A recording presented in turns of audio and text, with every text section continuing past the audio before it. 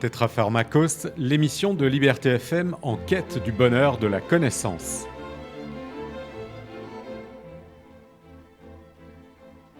Bonjour à toutes et à tous. Selon un sondage récent, la santé est la préoccupation numéro 1 des Français. Alors que les modes de soins et de thérapie ont atteint des degrés d'efficacité inégalés, ceux-ci sont paradoxalement de moins en moins accessibles et la population se tourne vers des médecines alternatives. Qu'en était-il dans l'Antiquité lorsque la médecine n'en était qu'à ses balbutiements ? Eh bien, on faisait appel aux divinités et la plus célèbre pour l'Antiquité grecque est Asclépios. Et c'est à ce dernier que nous allons consacrer cette émission. Mon invité est Lorenz Baumer, docteur en archéologie classique et professeur des universités. Avant sa nomination à l'Université de Genève, Lorenz Baumer a enseigné l'archéologie classique aux universités de Berne et de Bâle, ainsi qu'à plusieurs reprises en qualité de directeur d'études invité à l'École pratique des hautes études à Paris et en qualité de professeur associé à l'Université Paul Valéry Montpellier 3. Spécialiste de la sculpture grecque et des sanctuaires ruraux, il a aussi publié des études sur le portrait et la peinture hellénistique, sur des reliefs historiques et des sarcophages romains et sur la Grèce à l'époque impériale et dans l'Antiquité tardive, ainsi que sur la réception de la sculpture antique à l'époque moderne. Depuis 2002, il édite le site internet archeolinks.com, portail de l'archéologie classique en Suisse. En 2007, il a réalisé en collaboration la revue en ligne Histara, les comptes rendus, qui publie depuis lors régulièrement les comptes rendus scientifiques en allemand, anglais, français, espagnol et italien dans le champ de l'archéologie, de l'histoire de l'art et des disciplines connexes dont il est aussi coéditeur. Depuis 2021, il co-dirige les fouilles subaquatiques de la fameuse épave d'Anticythère.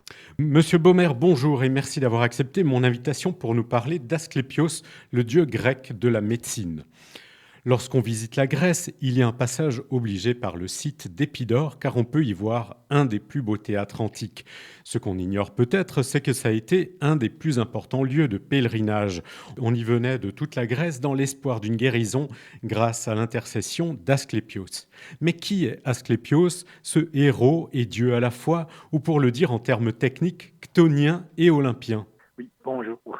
Merci de l'invitation que j'ai acceptée évidemment avec beaucoup d'intérêt et beaucoup de plaisir. Qui est Asclépios ? D'un côté, c'est le dieu guérisseur, je pense, le mieux connu de l'Antiquité, Oui. dont le nom circule même aujourd'hui encore. D'autre part, il nous pose un peu de problème pour le situer très précisément. Est-ce qu'il est dieu ? Est-ce qu'il est héros ? Comment nous pouvons le placer ? Et l'autre question, oui, est qu'est-ce qui crée le lien avec Épidore ? Parce que tout cela n'est pas donné. Si nous regardons dans les textes antiques, première étape quasiment de toute recherche, nous le trouvons mentionné chez Homère. Mais là, chez Homère, à Troie, il n'apparaît pas ni comme Dieu, ni comme héros, mais en effet comme un médecin. Pas normal, mais appelé médecin irréprochable, donc un médecin parfait. Il est présenté comme un prince thessalien et médecin habile, accompagné aussi par ses deux fils, Macaon et Podalire. Si nous regardons ensuite chez Hésiode, là c'est plus détaillé, parce qu'en effet chez Hésiode, il reçoit une origine divine en tant que fils d'Apollon, d'une part, et d'autre part de Coronis, une princesse lapide, et qui a en effet un destin tragique. Parce qu'en effet, Coronis, alors qu'elle est déjà enceinte, elle va tromper Apollon, qui va s'enrager et demander à Artémis de tuer Coronis pour se revancher, mais en même temps de sauver l'enfant. Hermès va le passer à Chiron, donc au centaure, qui va le former en tant que médecin, et là prend le début de ses activités. Donc là, il est institué comme héros. Donc ce monde entre les humains normaux et les dieux. Mais la deuxième question qui se rajoute ensuite directement, qu'est-ce que tout cela a à faire avec Épidore ? En effet, nous n'avons pas seulement une version Oui. de ce mythe portant sur Asclépios.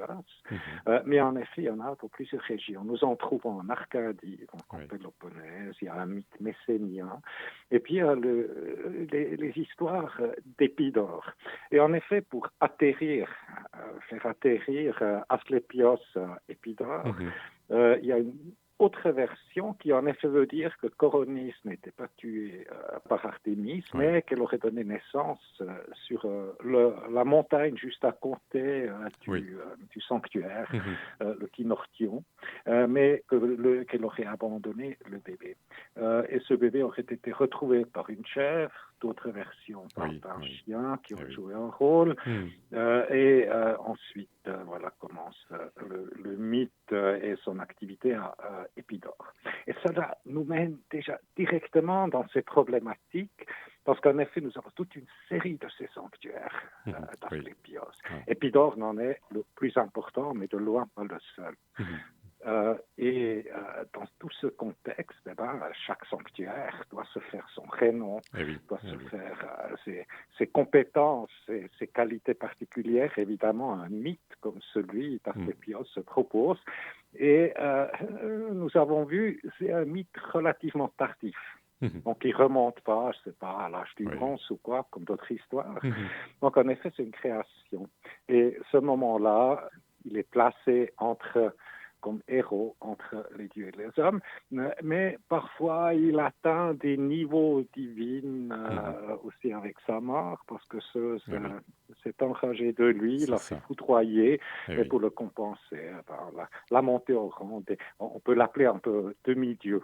Oui, parce qu'il aurait poussé quand même son art jusqu'à rendre immortel, ou rendre à la vie en tout cas, des morts. Absolument. Et cela se rajoute à son énorme renom. Donc, il y a toute une série de gens que peut trouver, comme Hippolyte et d'autres, Lycurgue, et d'autres rois légendaires qui l'auraient fait ressusciter. D'abord à l'aide d'un serpent qui aurait apporté certaines épices, et puis qui lui aurait aidé de découvrir ça. Donc, on commence à lui attribuer des qualités en continu. À quel moment exactement se créent ces différents éléments, ça c'est extrêmement difficile à dire, mais nous devons aussi partir du principe, évidemment, dans chaque région, il y a de longues traditions orales de ces mythes qui se développent au fur et à mesure, et puis à un moment donné, ça devient en fait véritable et écrit. Oui, c'est ça. Et l'avantage d'Asclépios, comme il reste un peu flou, il se prête à beaucoup d'interprétations. Alors le culte d'Asclépios, quand est-ce que ça a commencé ? Si le site aujourd'hui d'Épidore est extrêmement connu, le site Oisin, sur le Kynortion, donc là où Asclépios a été né, sur le mythe local, la légende locale, là se trouve le sanctuaire d'Apollon.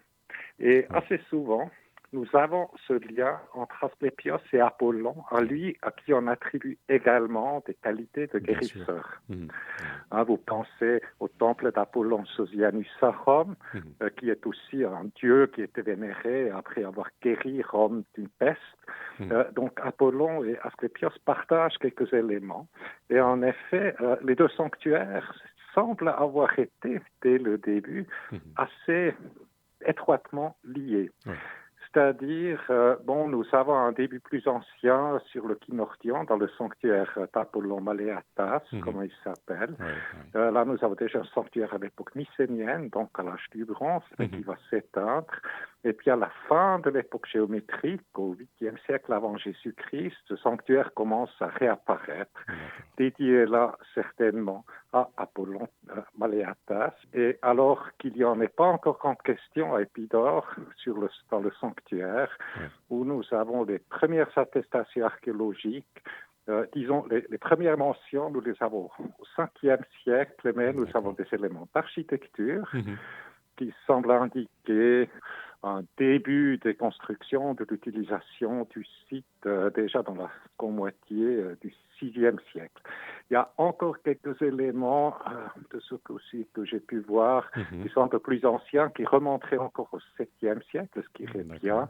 Mais là, il s'agit d'objets isolés, hors contexte. Donc, disons, nous avons les premiers débuts, en effet, attestés par l'archéologie, sans connaître les bâtiments, jusqu'en moitié du 6e siècle, et puis à partir du début du 5e, donc aussi de nouveau relativement tard, en comparaison avec d'autres sanctuaires. Ce sanctuaire commence à fonctionner.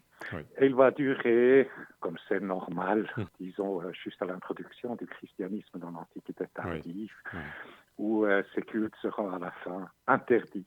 Et oui, alors il va bien sûr, avec les ans, il va se recouvrir de végétation et il tombe un peu dans l'oubli. Et c'est au 19e siècle, en fait, qu'on va redécouvrir le site. Ça commence même un peu avant. D'accord. En effet, et ce qui était assez surprenant, parce que bon, la région n'est pas densément habitée, comme d'ailleurs toute la Grèce, jusqu'à l'époque moderne. Et en effet, nous avons les premières mentions de ruines antiques déjà parmi les premiers voyageurs à la fin du XVIIe, mais surtout au XVIIIe siècle. Donc là, il y a par exemple ce voyageur anglais, c'est Xell, qui en fait une première esquisse et sur laquelle on peut voir par exemple le stade et quelques murs cachés dans les buissons. Mais en effet, comme vous le dites, les fouilles systématiques ne vont commencer à la fin du 19e siècle. Là, il y a un archéologue très très important grec, Cavadias, qui va diriger ces fouilles. Donc là, on commence autour de 1880, et puis Cavadias va fouiller jusqu'à la fin de sa vie, dans les années 1920. Et là, nous avons des descriptions qui sont passionnantes, parce que Cavadias, dans l'intérêt, il est allé chercher le théâtre, dont il avait connaissance générale, et il peinait de trouver, on voyait la structure, mais tout était couvert de terre et de buissons. Et il écrit que ça prenait plus qu'une semaine juste faire partir les buissons pour pouvoir commencer les fouilles, et puis on a dû bouger énormément de terre pour le faire apparaître. Mais c'est le monument le mieux visible, évidemment, et c'est là où les fouilles ont commencé. Bien sûr. Mais donc c'est là où on commence à le découvrir sous l'aspect archéologique. Et alors, vous pouvez nous présenter un peu le site, nous dire les différents bâtiments qu'on trouve sur ce site? C'est chose complexe. D'accord. Parce qu'il y a évidemment beaucoup. Et je pense que le plus simple serait de le faire un tout petit peu dans un ordre aussi chronologique, parce que Très c'est bien, un sûr. site qui a une très très longue vie du 5e siècle, donc juste en l'Antiquité tardive. Donc nous couvrons 8 siècles en entier, avec des activités très différentes.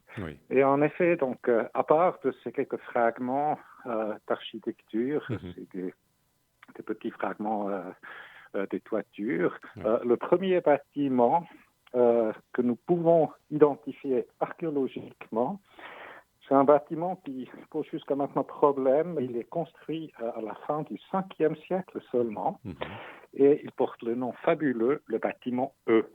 D'accord. C'est-à-dire que nous ne savons pas à quoi il servait.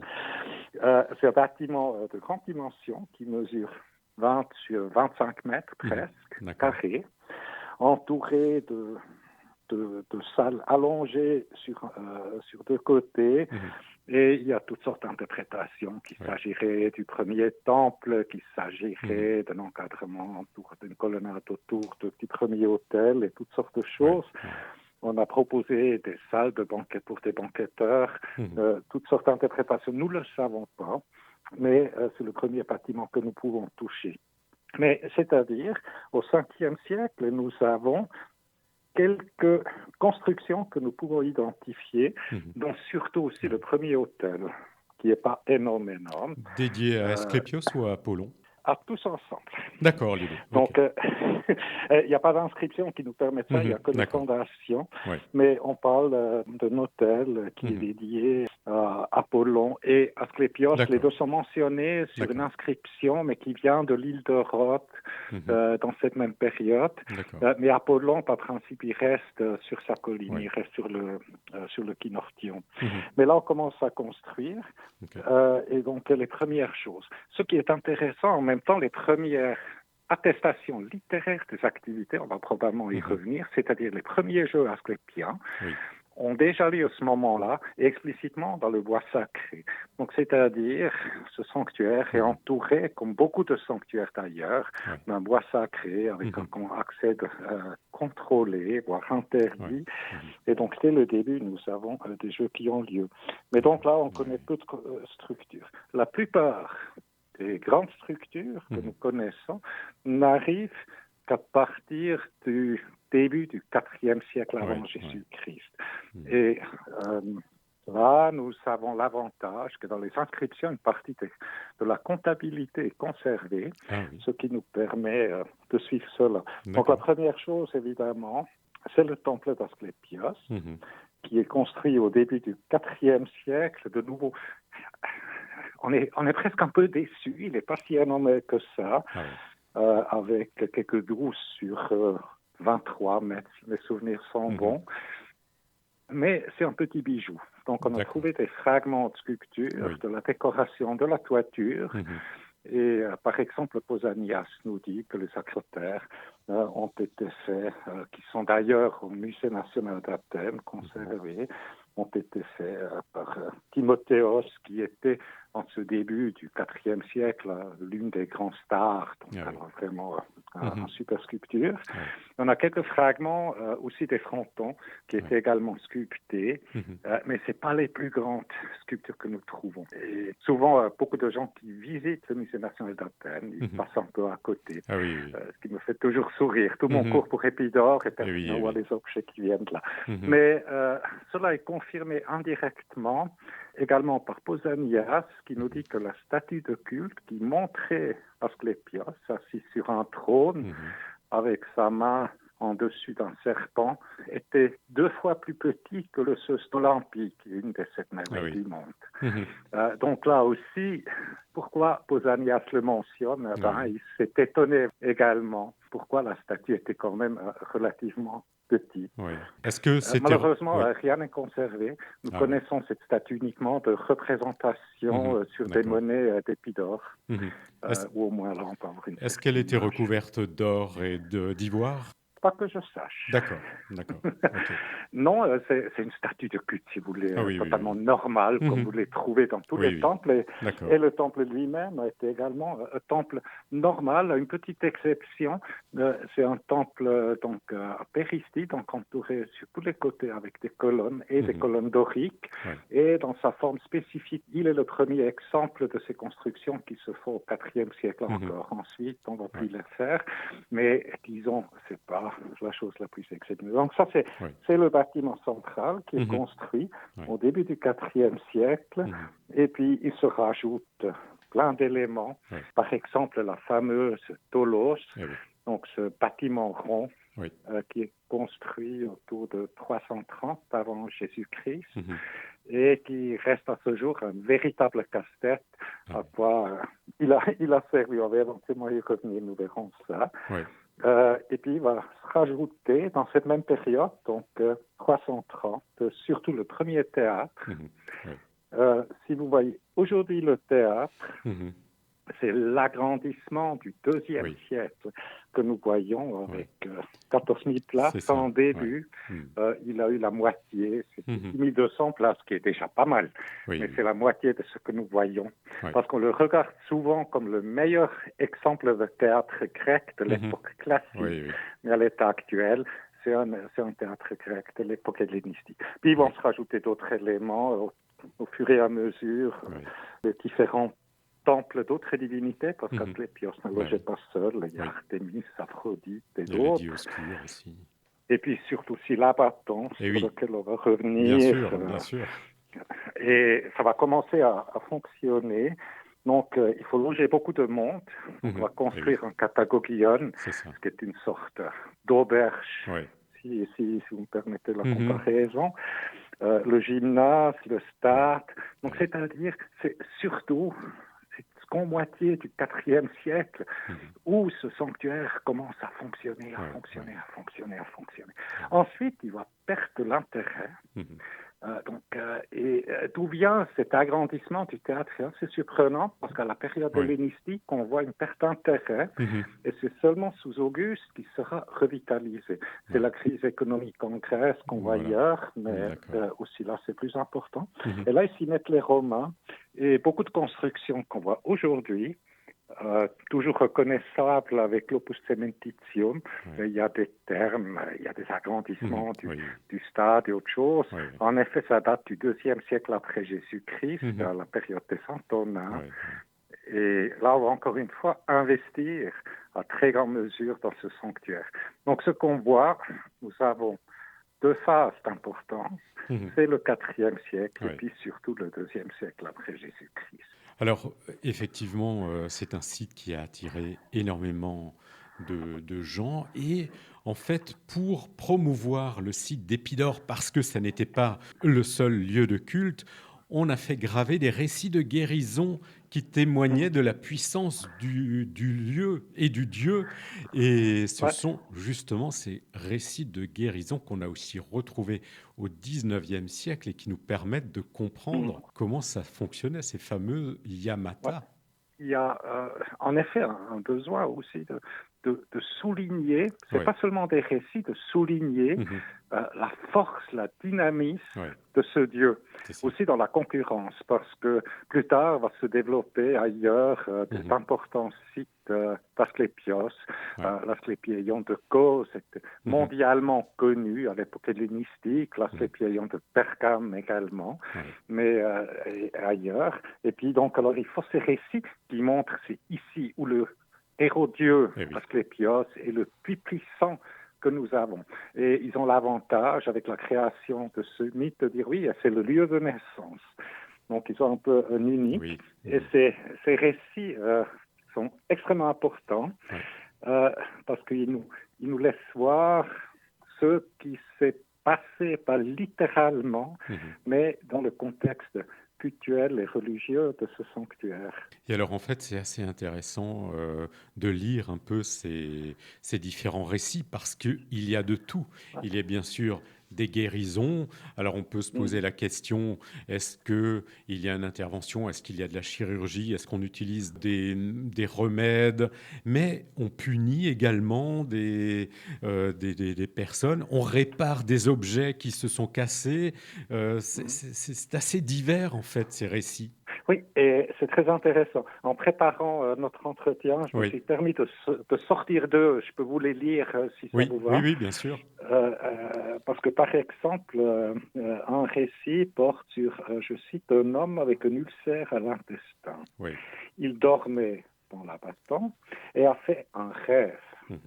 Il lui semble que le Dieu ordonnait à ses serviteurs de le saisir et de le tenir pour qu'il lui ouvre les entrailles. Il s'enfuit, mais ils le saisirent et l'attachèrent à la table. Plus tard, Asclépios lui fendit les entrailles, enlevant l'ulcère, le recousit et le libéra de ses liens. Il partit donc en homme guéri, mais le sol de l'abattant était plein de sang. C'est-à-dire, ce qu'il nous a raconté, c'est pas la réalité, c'est le rêve. Et la seule preuve du rêve, c'est le sang sur le sol de l'abattant. Donc, il ne faut pas prendre les choses sur les mots. Et puis, c'est ce qu'il a vécu. Et donc, il a eu peur, mais il a rêvé tout cela, qu'il se sauve, il le remportait, il le retienne, opéré, machin. Et puis, une deuxième histoire qui va... c'est presque ma favorite dans toutes ces histoires. C'est l'histoire de Arata, qui est lacédémonienne, donc qui vient de Sparte, hydropique. Pour elle, tandis qu'elle était restée à Lacédémone, sa mère fit l'incubation et vit un rêve, c'est-à-dire la fille est restée à la maison, sa mère est allée dormir dans le sanctuaire. Et dans ce rêve, il lui sembla que le Dieu coupa la tête de sa fille et suspendit son corps le cou en bas. Il en sortit une grande quantité de matière fluide. Puis, ayant détaché le corps, il ajusta à nouveau la tête sur le cou. Après qu'elle a vu ce rêve, elle revint à Lacédémone où elle trouva sa fille guérie. Elle avait vu le même rêve. Donc là, c'est bien clair que nous parlons pas de bien sûr. pour ainsi dire. Mais ce qui est aussi intéressant, vous voyez, le déplacement dans le sanctuaire, de là ou du malade, n'est pas seulement nécessaire. On peut quasiment envoyer un suppléant si on est trop malade, et puis on partage le rêve et ça fonctionne. Donc, parce que parfois on peut dire, oui, ils ont fait des traitements, des choses pareilles, mais il faut différencier les deux niveaux. Un, c'est le traitement médical, l'autre, c'est le culte, et c'est ça qui a lieu à l'intérieur du sanctuaire. Et ces deux histoires, il y en a beaucoup, pas toujours si explicites ou si bien conservées, ont été donc exposées dans le sanctuaire pour aussi illustrer aux gens la dynamisme de ce Dieu quand on se met dans son ambiance, c'est presque une sorte d'extasis, on dort là profondément et c'est là où intervient cette intervention sous forme d'un rêve et puis qui fonctionne même si on est en déplacement. Et donc là, nous commençons à voir un peu comment ça fonctionne. Alors on a également les reliefs votifs. On appellerait ça aujourd'hui des ex-voto, non, qui relatent un peu ces guérisons. Oui, mais pas à Épidaure. C'est très fascinant. À Épidaure, les reliefs votifs ne sont pas d'importance. Nous en avons toute une série très importante qui vient de l'Asclépieion d'Athènes. Et nous avons toute une série, par exemple, très très parlante, qui vient du sanctuaire d'Amphiaraos à Oropos, notre dieu guérisseur concurrent, si vous voulez, d'Asclépios. Et là, en effet, on voit ces contacts entre le dieu et les humains, quelque chose qui normalement n'a pas tellement lieu. Et là, c'est représenté en effet.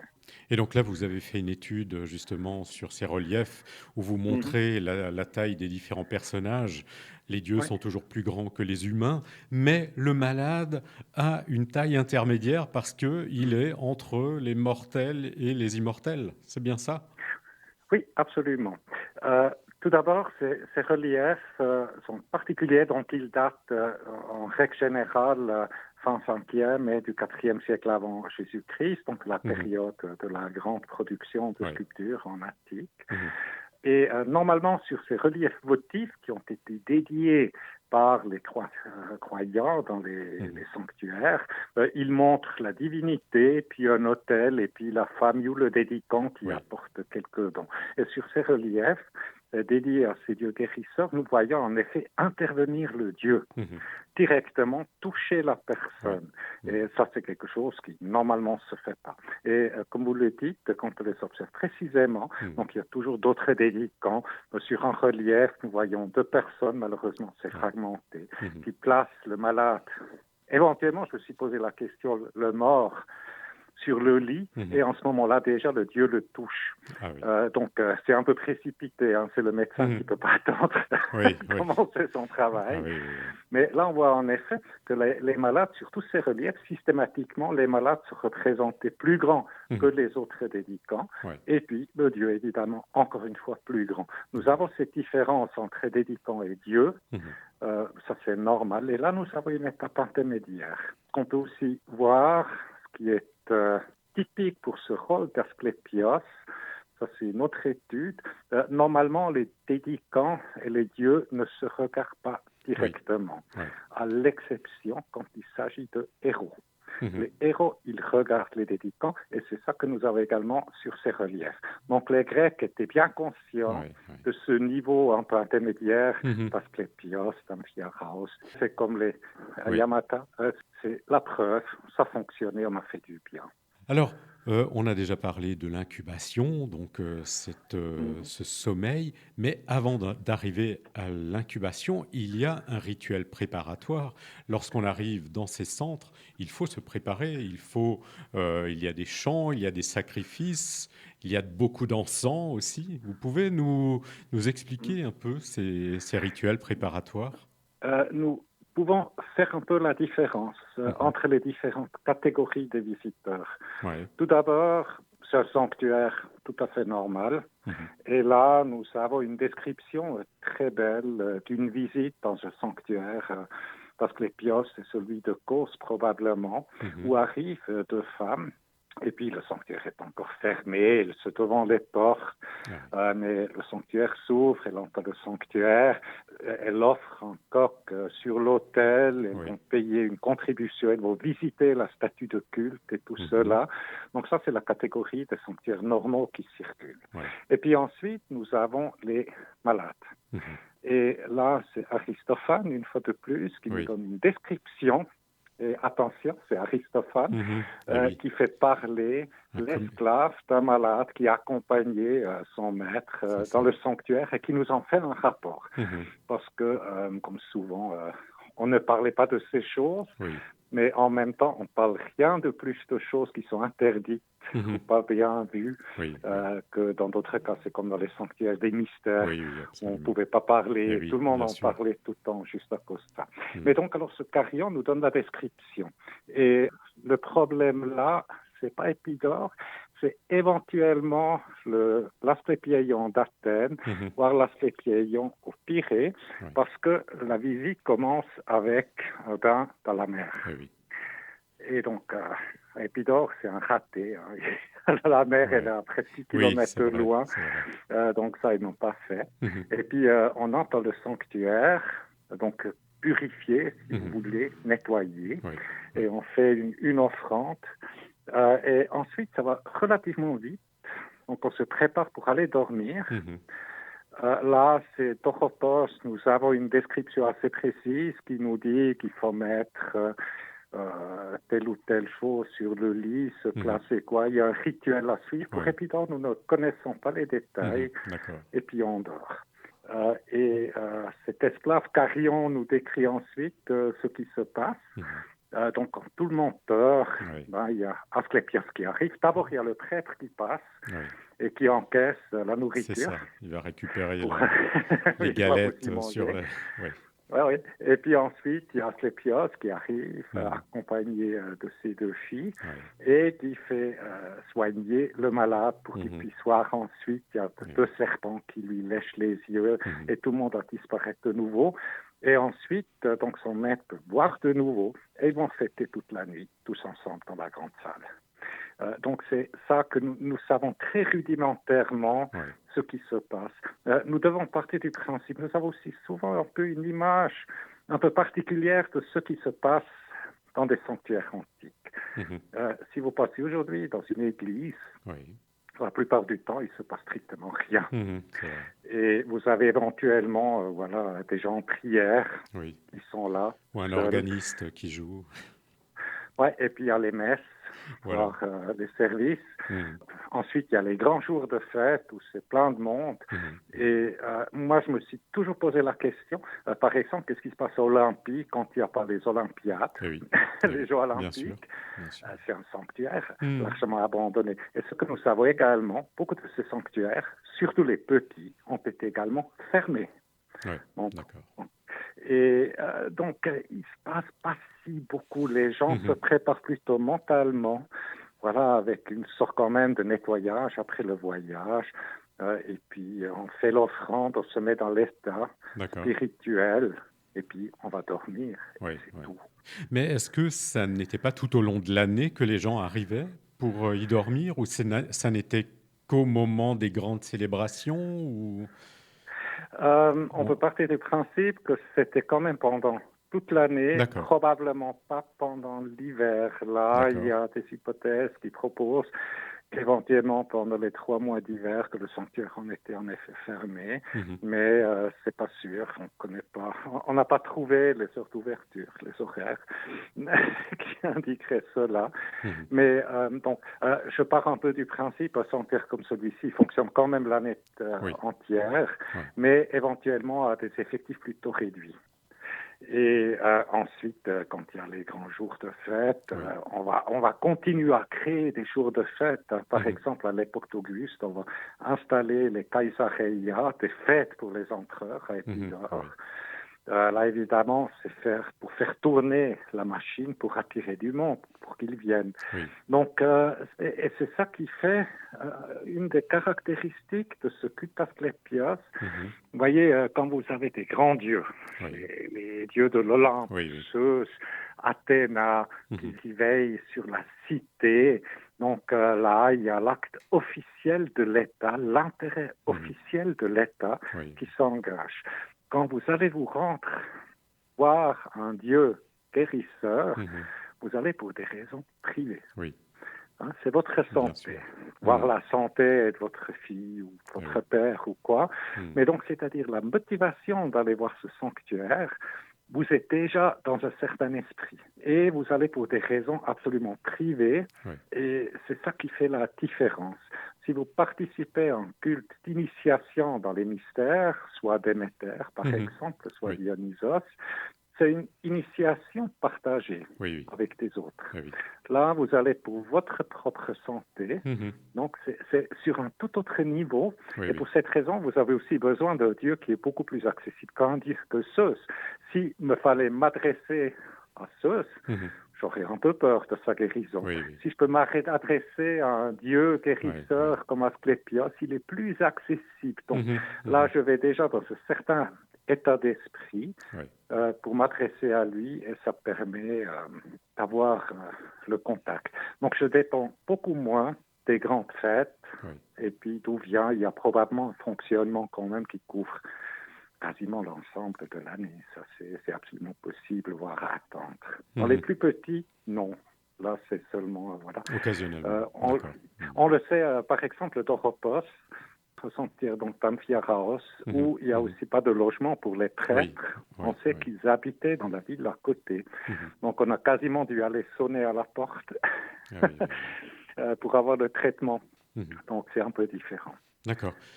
Et alors, est-ce que, se pose une question, est-ce qu'on parle de médecine divine ou de médecine professionnelle ? Parce que ensuite, bien sûr, il y a toute une école qui va se développer. Il y a les Asclépiades, ce sont les héritiers d'Asclépios, Hippocrate, bien sûr. Et alors, on dit Asclépios, c'est plutôt une médecine divine, Hippocrate, c'est une médecine professionnelle. Est-ce qu'on peut vraiment distinguer les deux ? Il faut d'abord, une fois de plus, différencier au niveau chronologique. Asclépios, ce n'est pas un dieu statique. Si je regarde la situation au 5e au 4e siècle avant Jésus-Christ, j'ai rien de médical, dans le sens comme nous le comprenons. Ensuite, quand je regarde qu'est-ce que c'est la médecine au 3e siècle, avec Hippocrate, de nouveau, c'est pas une médecine, une opération ou quoi qui se fait, c'est un traitement qui passe sur l'équilibre des liquides dans notre corps. Donc, c'est plutôt paramédical, si nous voulons le dire. C'est trop sommaire, mais disons, c'est un peu ça. Alors que la médecine, c'est-à-dire le traitement de blessures, qui se développe surtout dans le contexte aussi militaire, après une bataille, vous savez, des tonnes et des tonnes. Là, nous avons ensuite des médecins comme Gallien, qui est sorti de l'école hippocratique. Ensuite, à l'époque hellénistique, on commence même avec l'autopsie. Surtout à Alexandrie, déjà au 3e siècle, on fait l'autopsie des morts pour comprendre comment est construit le corps humain. Et donc là, on commence quand même à couper, à ouvrir, pour comprendre comment fonctionne notre corps au 3e siècle. Ensuite, si je regarde les sanctuaires d'Asclépios à l'époque romaine, qui a une médecine plus appliquée, avec beaucoup de traitements de maladies des yeux, de la peste, de beaucoup de choses, également d'opérations. Mais au 5e, 4e siècle avant Jésus-Christ, on ne peut pas parler de médecine dans le sens comme nous la pratiquons aujourd'hui. Donc, c'est aussi pas une médecine. Oui, donc il faudrait parler de miracle, en fait. Oui, c'est vraiment... nous avons affaire avec des interventions très directes du Dieu, mais pas vécues, mais rêvées. Donc, c'est ça qui fait la différence. Mais le rêve se vit quand même. Donc, nous sommes de nouveau sur ce niveau intermédiaire entre la sphère divine et la sphère humaine. Et à ce niveau-là, ces interventions ont lieu. Mais... ils ont dû chercher des traces. Voilà, il y a ces gouttes de sang sur le sol de l'abattant. Ah oui, ça a lieu. Autrement, il n'y aurait aucune trace de tout cela. Donc, c'est, disons, l'Asclépieion d'Épidore, ce n'est pas un hôpital, c'est un sanctuaire. Un Asclépieion de l'époque romaine va ressembler plus pas Oui. un hôpital à part entière, Mhm. mais avec des éléments qui nous font rappeler plutôt la médecine pratiquée.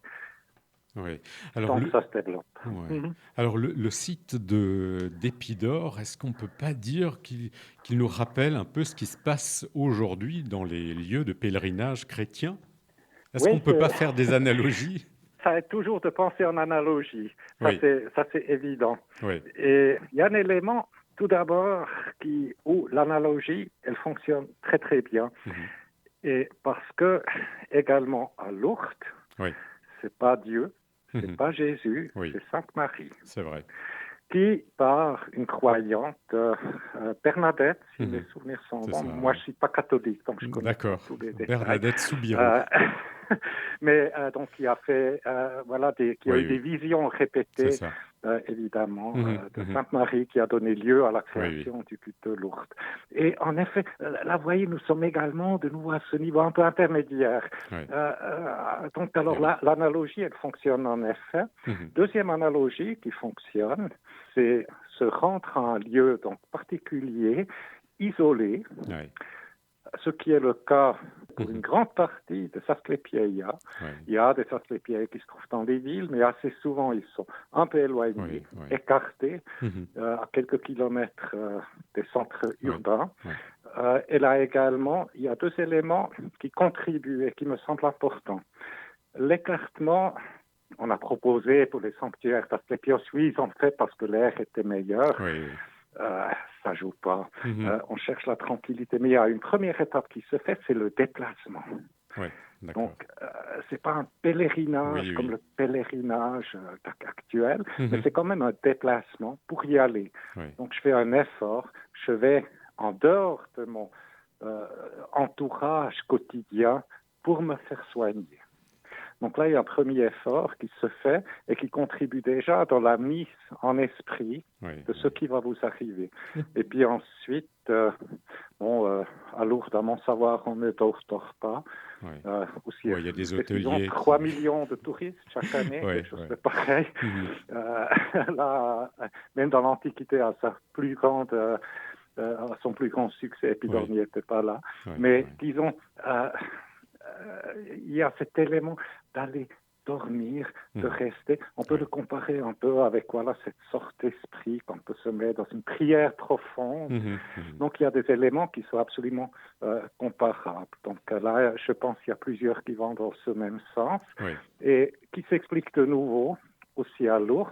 Mhm. Je vais pour ce même besoin Oui. très très personnel. Mhm. C'est tout autre chose que quand je vais visiter le Vatican. Oui. Je vais pour mes besoins personnels. Donc Mhm. là, en effet, on peut faire un peu de comparaison. Oui. Ce Oui. qui se rajoute, c'est l'importance de l'eau et puis C'est tous ça. ces travaux préparatoires, ces Oui. activités préparatoires que vous faites. Mhm. Et ça semble fonctionner. Bah, oui, oui, je suis certain. Mais alors, il y a un point qu'il faut qu'on aborde encore peut-être rapidement parce que le temps passe. Ce sont les Jeux asclépиens.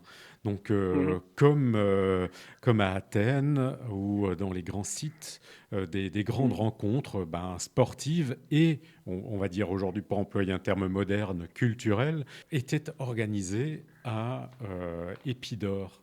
Alors pourquoi est-ce qu'on a organisé? Est-ce qu'il y a une raison? Pourquoi est-ce qu'on organisait ce Mhm. type d'activité à Épidore? Ces jeux, c'est de nouveau une activité qui permet d'attirer du public. Nous sommes un tout petit D'accord. peu dans ces publicités. Ah oui. Nous trouvons des jeux également à Athènes. Nous trouvons des jeux surtout à l'Amphiarayon d'Oropos, qui est Mhm. vraiment à la limite de l'Attique vers le nord. Il y a des jeux amphiariques. Et puis il y a ces jeux d'Épidore qui Mhm. se placent de leur propre volonté au niveau des jeux panathénaïques. Oui. Donc, c'est-à-dire, tout le monde est invité et Mhm. pendant la période des Jeux, c'est la paix absolue Oui. et on essaie de s'approcher, on essaie de profiter. Je regarde les choses un peu sous un aspect mercantiliste, évidemment, Ok. mais D'accord. vous avez 9 jours avant les Jeux Oui. panhelléniques Mhm. d'Isthmie. Oui. Donc, on peut dire, c'est pas trop loin. Mhm. Les gens sont déjà dans les Oui, oui. parages. D'accord. Venez passer également à Épidore pour participer D'accord. à nos jeux. Et nous savons étonnamment peu sur ces jeux. Donc, ce que nous savons, donc, c'est parmi les toutes premières actions, quand le sanctuaire démarre, nous voyons là qu'ils ont déjà organisé des jeux. Oui. Nous savons juste que ça a lieu. Mais c'est surtout au 4e, au 3e siècle qu'on va essayer de pousser ces jeux pour faire mieux connaître encore ce sanctuaire. Mais ces jeux n'ont jamais trouvé le succès qu'ont trouvé les autres jeux panhelléniques comme à Isthmie, comme à Olympie, évidemment, et les autres. Mais nous avons des vainqueurs qui viennent aussi de l'Asie mineure, qui écrivent ça sur leur stèle funéraire. Et la structure, c'est partout la même chose. Il y a des jeux sportifs, la course à char, le combat, tous ces éléments. Ensuite, il y a les jeux poétiques, comme c'est aussi le cas à Delphes. Donc, nous avons cet ensemble. On essaie de créer quelque chose, ou de promouvoir quelque chose. Pour attirer du monde, parce que même aujourd'hui, on ne passe pas comme ça, juste rapidement à Épidaure, il faut s'y rendre. Donc là, nous sommes sur le niveau, faire encore mieux connaître ce sanctuaire et le faire tourner, parce qu'il y a pour beaucoup de gens qui vont faire des offrandes, qui sont en bonne santé, donc ça ne porte pas de travail. D'accord.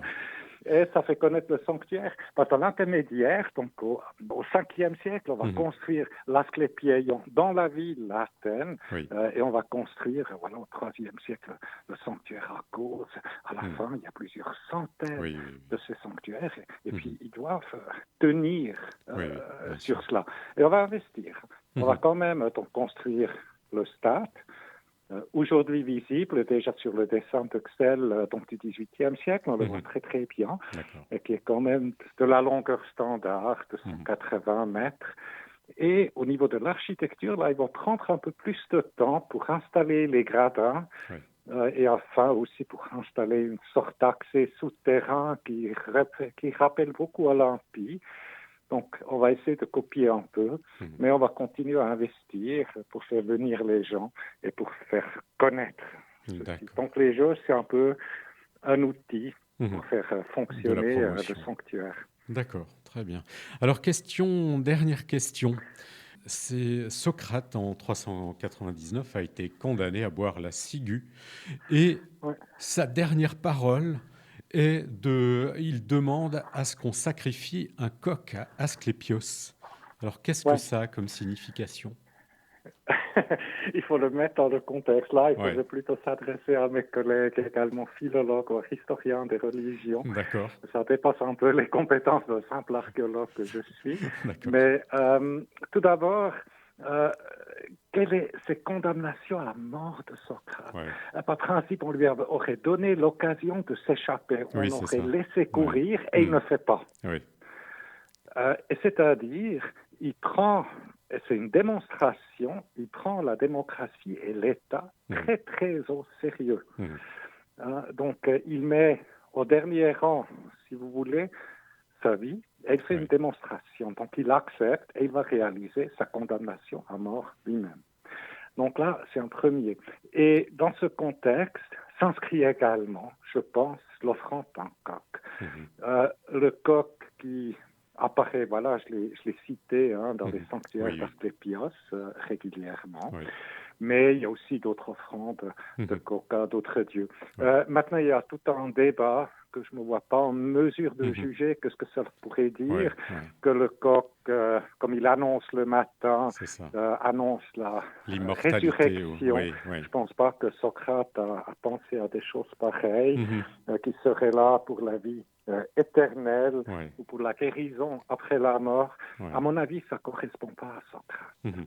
Et pour moi, c'est plutôt une démonstration. Je vais jusqu'à la fin de ce qui se fait, une offrande pour accompagner le mort ou la personne jugée à décéder ou à disparaître prochainement, pour l'accompagner. Pour moi, c'est une démonstration. Moi, je serais très hésitant de mettre trop d'interprétations surnaturelles là-dedans. Pour moi, c'est plutôt comme toute la condamnation à mort de Socrate, c'est une blague, c'est une mauvaise blague.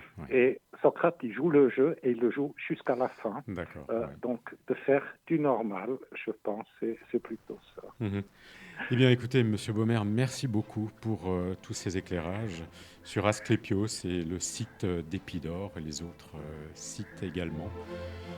C'était absolument... On ne peut qu'inviter les écouteurs à aller visiter ces différents sanctuaires. Épidore, c'est touristique, mais aller visiter l'Asclépieion de l'acropole d'Athènes, au pied de l'acropole, et surtout l'Amphiareion d'Oropos, qui est un site extrêmement romantique et très très beau. Et là, on peut se mettre dans l'esprit et on peut vivre un tout petit peu dans l'Antiquité. Très bien. Eh bien, merci beaucoup, Monsieur Baumer. Merci à vous et puis très bonne fin de journée. Merci de même. Au revoir.